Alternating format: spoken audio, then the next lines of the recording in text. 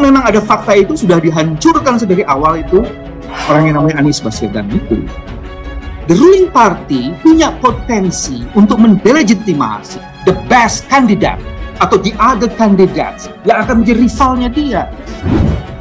Kalau dikatakan oleh pihak luar bahwa ini menjegal Anies, katakan kita kriminalisasi KPK, enggak, malah saya sebagai ahli bicara apa adanya sesuai objektivitas dan keilmuan saya.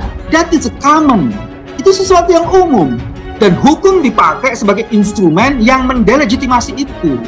Tidak ada satupun ya, kepentingan politik khususnya bagi saya untuk membantu KPK untuk menjernihkan, membuat terangnya satu perkara dari keahlian saya.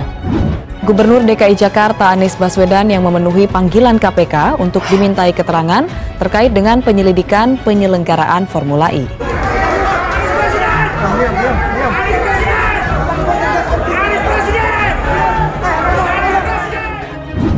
Saya tidak memperdebatkan pasal yang mana yang akan dikenakan, saya memperdebatkan prosesnya. Prosesnya itu justified dan bisa diyakini sebagai upaya untuk menegakkan hukum atau menggunakan justifikasi untuk mendelegitimasi proses yang seharusnya. Saya diminta sebagai ahli dalam rangka penyelidikan masalah Formula E yang kebetulan terkait juga dengan seorang gubernur ya di DKI yang dikenal dengan nama Anies Baswedan. Salam pembaharuan. Saudara, mantan Ketua Komisi Pemberantasan Korupsi atau KPK, Bambang Wijayanto alias BW, menantang lembaga anti rasuah membuka rekaman proses dan hasil gelar perkara atau ekspos penyelidikan Formula E. BW menyebut KPK harus menjawab tudingan perihal paksaan meningkatkan status Formula E ke tahap penyidikan dan menetapkan Gubernur DKI Jakarta Anies Baswedan sebagai tersangka. Pasal 20 ayat 2 huruf C Undang-Undang KPK memberikan dasar legitimasi untuk membuka atau ekspos itu. Come on, buka itu, ujar BW dalam webinar secara daring pada Sabtu 8 Oktober 2022.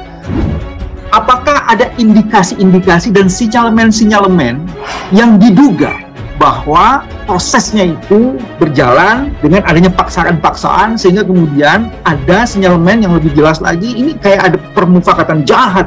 Katakan yang tidak cocok, katakan yang dia barangkali tidak sesuai dengan apa yang saya utarakan pada hari ini. Tapi hukum mengenal begini, Pak, tujuan tidak boleh menghalalkan cara. Jadi hukum tidak melihat apa yang dihasilkan, tapi bagaimana caranya sampai ada hasil yang baik. Nah itu hukum. Jadi tidak melihat tujuan. Banyak itu proyek-proyek pembangunan sudah berhasil tapi tetap korupsi. BW sangat mengapresiasi KPK apabila membuka rekaman ekspos penyelidikan Formula E ke publik.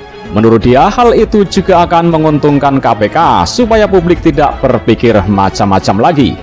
Kalau itu bisa dibuka, mungkin kemudian kita tidak menduga-duga, mensinyalir, menuduh, dan macam-macam. Ini yang juga menarik untuk dikemukakan. Jadi, saya tidak memperdebatkan pasal mana yang akan dikenakan. Saya memperdebatkan prosesnya, ujarnya.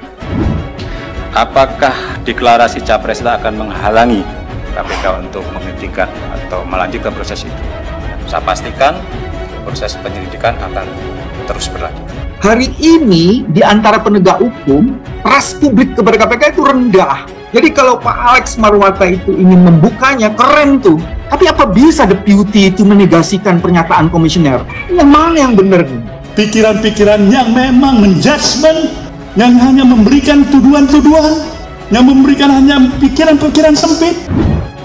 Sudah ada bukti-bukti permulaan yang cukup. Sudah terbukti ada suatu peristiwa, tinggal lagi melihat bagaimana nanti siapa yang bertanggung jawab. Itu proses. Karena sekarang dalam fase penyelidikan ini, ya. Tapi itu nanti akan terbukti tidaknya pada saat nanti KPK menaikkan dari penyelidikan ke penyidikan. Prosesnya itu justified dan bisa meyakini sebagai upaya untuk menegakkan hukum atau menggunakan justifikasi untuk mendelegitimasi proses yang seharusnya penegakan hukum ditujukan untuk mewujudkan kewenangan KPK dalam melakukan pemberantasan korupsi, kata BW menambahkan. BW yang juga mantan anggota tim gubernur untuk percepatan pembangunan atau TGUPP pemerintah Provinsi DKI Jakarta ini lantas menyentil perdebatan sikap antara Komisioner KPK Alexander Marwata dengan Deputi Penindakan dan Eksekutif KPK Karyoto terhadap Formula E. Ada peristiwa, ada fakta, dan ingin dicari indikasi-indikasi. Tadi sudah mulai dimasuk ya, isu mengenai mens rea dan actus rea. Mens rea-nya etikat baik, etikat tidak baiknya di mana? Dan ini dipaksa-paksakan. Ini kan permufakatan jahat ini. Ketua KPK Firly Bahuri kembali menegaskan bahwa pemeriksaan Gubernur DKI Jakarta Anies Baswedan sebagai saksi terkait dengan laporan dugaan kasus korupsi dalam penyelenggaraan Formula E adalah murni proses hukum dan tidak ada kaitan dengan unsur politis. Kan tentu kan kita minta keterangan seseorang atas pengetahuannya, baik yang dialami, didengar, maupun diketahui, ataupun yang dilihat. Makanya saya tanya kepada Anda, apakah ada sosok lain kecuali Gubernur DKI Jakarta terkait dengan Formula E? Ada nggak? Kalau nggak, kalau ada beritahu kita. Nggak ada asumsi, masa ahli berasumsi? Jangan dianggap seperti itu. Kebetulan, hanya karena kebetulan yang namanya Anies sebagai gubernur. Nggak gitu buat saya. Jadi saya fakta saja saya ceritakan, ya, tapi silakan Bapak sampaikan bukti-bukti itu kepada KPK. Nanti KPK saya minta, saya ikut baca seperti apa itu. Sebagai informasi, Alex sempat menyatakan pihaknya akan mempertimbangkan untuk membuka penyelidikan Formula E ke publik agar KPK tidak lagi dicurigai masyarakat melakukan kriminalisasi terhadap Anies Baswedan. Firly memimpin ekspos yang digelar pada Rabu 28 September 2022 dan dihadiri 3 pimpinan KPK lain yaitu Alexander Marwata, Nurul Gufron, dan Nawawi Pamolango. Deputi Penindakan dan Eksekutif KPK Karyoto juga ikut turut hadir dalam forum tersebut.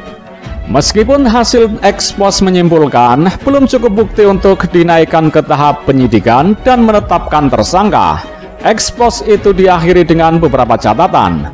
Satu di antaranya, KPK akan meminta BPK mengaudit kerugian keuangan negara dalam penyelenggaraan Formula E di Jakarta.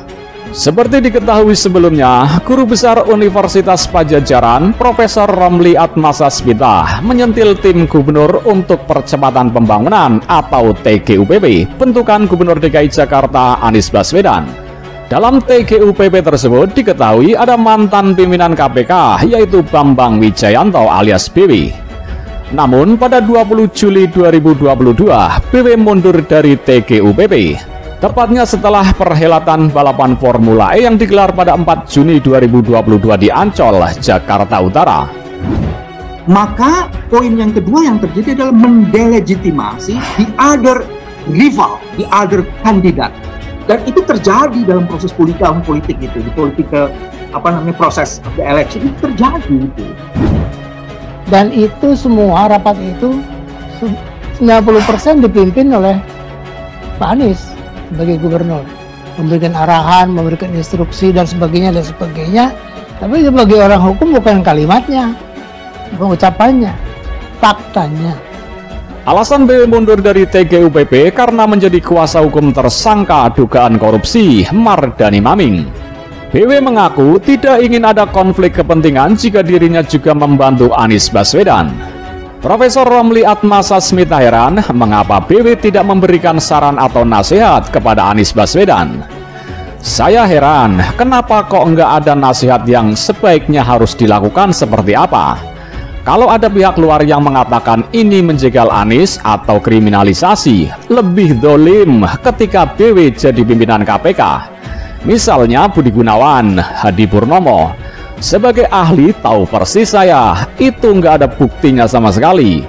Kalau dikatakan dalam perkara ini mau kriminalisasi, enggak, malah itu kriminalisasi terhadap penyelidikan KPK, tegas Profesor Romli Atmasasmita pada Sabtu 8 Oktober 2022. Sebagai ahli, Profesor Romli menyatakan berbicara apa adanya, yakni sesuai objektivitas dan kapasitas keilmuannya. Dia menegaskan tidak ada kepentingan politik apapun. dirinya membantu KPK untuk menjernihkan atau membuat terangnya suatu perkara. Adapun nanti keputusan KPK lain dan beda dengan saya. Itu urusan KPK, bukan urusan saya.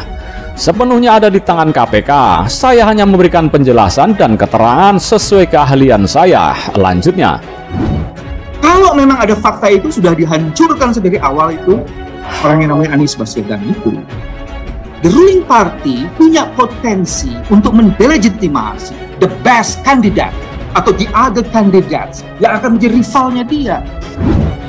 Kalau dikatakan oleh pihak luar bahwa ini menjegal Anies, dikatakan kita kriminalisasi KPK, enggak, malah saya sebagai ahli bicara apa adanya sesuai objektivitas dan keilmuan saya. That is common.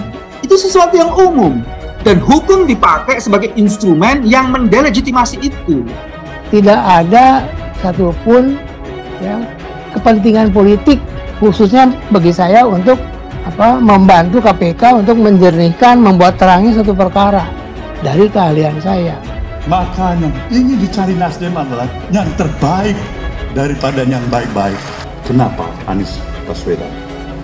Jawabannya adalah why not the best? Profesor Romli juga menegaskan apa yang disampaikan terkait Formula E bukan asumsi, tetapi berdasarkan fakta yang dia baca dari kronologis KPK. Sementara kronologis KPK tersebut diperoleh dari pemeriksaan saksi-saksi. Prof. Romli menyarankan siapa saja yang memiliki dokumen atau bukti terbaru terkait Formula E sebaiknya diberikan kepada KPK.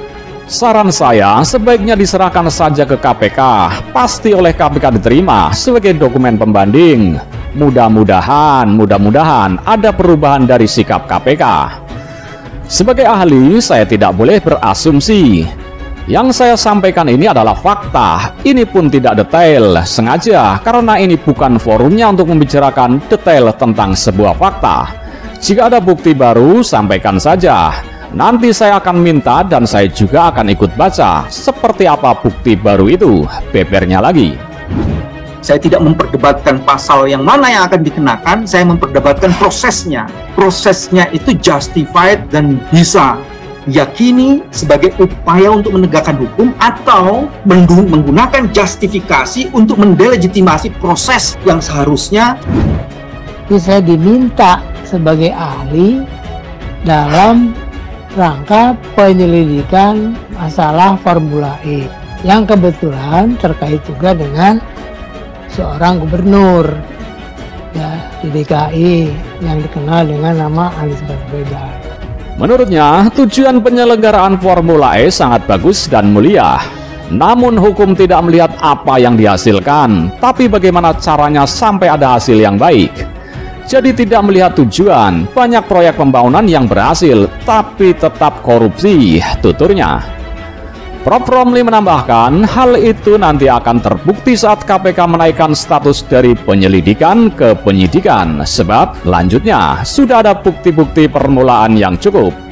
Karena faktanya bertentangan dengan apa yang diucapkan, dan seolah-olah akan melemparkan tanggung jawab pada bawahannya, terlihat oleh saya, memang ada kesan penyelenggaraan Formula E itu dipaksakan. Kalau memang undang-undangnya sudah ada, dan persiapan sudah dimulai, tetapi undang-undangnya belum sesuai dengan aturan-aturan main yang ada, seharusnya ditunda. Tidak dipaksakan, harus diselesaikan. Sudah terbukti ada suatu peristiwa, tinggal nanti melihat siapa yang bertanggung jawab. Itu proses yang harus dilalui oleh KPK. Ini harus berhati-hati. Enggak ujuk-ujuk tersangka seperti KPK Jilid 3 dulu yang main tembak aja. Enggak, ini pungkas Prof. Romli.